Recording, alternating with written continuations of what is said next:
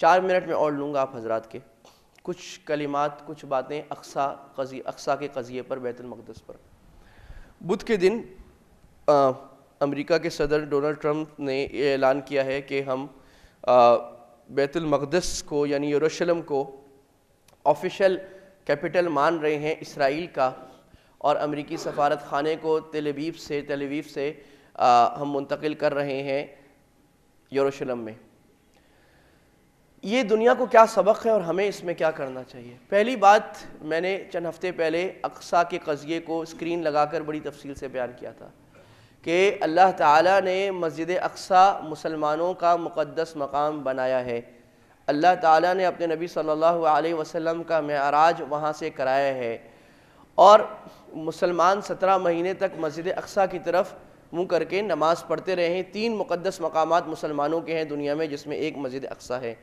پھر حضرت عمر رضی اللہ تعالی عنہ نے مسجد اقصیٰ اور بیت المقدس یعنی فلسطین پر حضرت عمر رضی اللہ عنہ نے لے لیا تھا، اور عیسائیوں سے اور راہبوں سے باقاعدہ معاہدہ ہوا تھا کہ تم مسلمانوں کو یہ دو گے، اور انہوں نے اپنی کتابوں میں حضرت عمر کی علامات دیکھ کر ان کے ہاتھ میں خود اپنے ہاتھ سے چابیاں حوالہ دی تھیں، مسلمانوں کو ٹیک اوور دیا تھا۔ جب معاہدہ ہو گیا تو یہ مسلمانوں کے لیے ہمیشہ کے لیے فلسطین مسلمانوں کے پاس آ گیا۔ اس کے بعد کروسیڈز ہوئیں، جس میں عیسائیوں نے اور روم سے یہ بات اٹھی، ان کے عیسائیوں نے یہ بات اٹھائی اور پورے یورپ نے حملہ کیا، اور 250 سے 300 سال تک صلیبی جنگیں کروسیڈ چلتی رہیں۔ بلا مسلمانوں کو بڑی تعداد میں لاکھوں میں قتل کیا گیا، مارا گیا۔ بالآخر نور الدین زنگی اور پھر سلطان صلاح الدین ایوبی رحمہ اللہ تعالیٰ نے 1099 میں بیت المقدس کو دوبارہ آزاد کرا کے مسلمانوں کے اصل ملک کو اپنے پاس رکھا۔ پھر 1917 میں فی الحال بیلفور ڈیکلیریشن میں برطانیہ نے غاصبانہ انداز میں فلسطین کا 20% حصہ اسرائیل کو دے دیا۔ مسلمانوں کے قلب میں، مسلمانوں کی زمین میں، مسلمانوں کی اجازت کے بغیر آپس میں معاہدہ کر کے ایک زمین غاصبوں کو دی گئی، جس کا دنیا میں انٹرنیشنل قانون کے لاء کے لحاظ سے کوئی جواز نہیں تھا، وہ دیا گیا۔ اس کے بعد پھر 40% حصہ پھر 1967 میں عرب اسرائیل جنگ ہوئی، جس میں انہوں نے اور قبضہ کر لیا، اور 50% حصے پہ قبضہ کیا اسرائیل نے۔ 80% اور اب 80 سے 90% حصے پر فلسطین کے اسرائیلیوں کا قبضہ ہے۔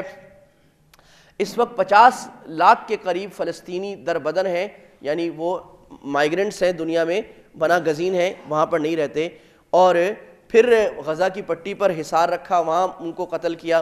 اس وقت جو تعداد قتل ہو چکی ہے فلسطینیوں کی وہ لاکھوں میں جا چکی ہے، جو گھر مسمار ہو چکے ہیں وہ ہزاروں میں جا چکے ہیں۔ یہ ظلم کی داستان انتہائی سیاہ، مار، قتل اور کیمپوں میں باقاعدہ اجتماعی قتل کرنا، یہ اسرائیل کی ساخت اور اسرائیل کی تاریخ میں لکھا ہوا ہے۔ بیت المقدس کو اقوام متحدہ نے ابھی تک ڈسپیوٹڈ ٹیریٹری کہا ہوا ہے، یعنی یہ متنازع ہے، دنیا کے قانون میں متنازع ہے۔ امریکہ نے جو یہ حرکت کی ہے، اس میں دنیا کے قانون کو بھی توڑا ہے، دنیا کے اصول کو بھی توڑا ہے، تاریخ کو بھی خراب کیا ہے، اور دہشت گردی کو فروغ دیے۔ اس سے وہ انگارے اور وہ تاریخ، وہ چنگاری اٹھے گی کہ دونوں طرف سے یہ آگ بھڑکے گی، اور خطرناک قسم کی دنیا دوبارہ ایک نئی جنگ میں جائے گی۔ ایسا لگتا ہے کہ تیسری جنگ عظیم جو کتابوں میں لکھا ہے، جو آنے والی ہے، آرمیگڈن جس کو کہا جاتا ہے، وہ اس طرح کے واقعات سے آئے گی، جب یہ لوگ اس طرح کے تعصب کے واقعات۔ دنیا یہ کہتی ہے کہ امریکہ یا یورپ یہ سیکولر ہیں، سیکولر کا مطلب ہمارا مذہب سے تعلق نہیں ہے۔ حقیقت میں یہ بہت بڑا جھوٹ ہے۔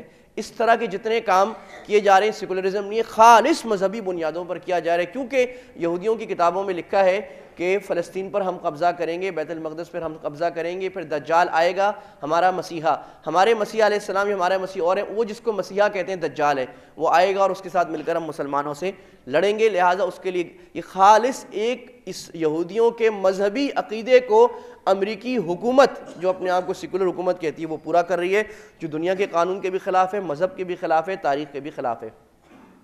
دنیا میں بہت سارے لوگوں نے اس کے خلاف بھی بات کی، چنانچہ جو پوپ ہیں اس وقت انہوں نے بھی اس کی مذمت کی ہے، برطانیہ کے وزیر اعظم نے اور فرانس کے صدر نے بھی اس کی مذمت کی ہے۔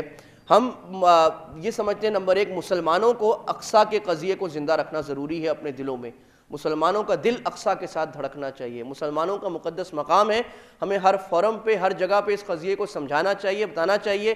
اس کے لیے اگر پرامن مظاہرہ ہو، اس کے لیے آرٹیکل لکھنا، اس میں دنیا میں اپنا احتجاج ریکارڈ کرانا، دنیا کے عدالتوں کو کھٹکھٹانا، یہ ہماری فرض بنتا ہے اور یہ ہمارا حق ہے۔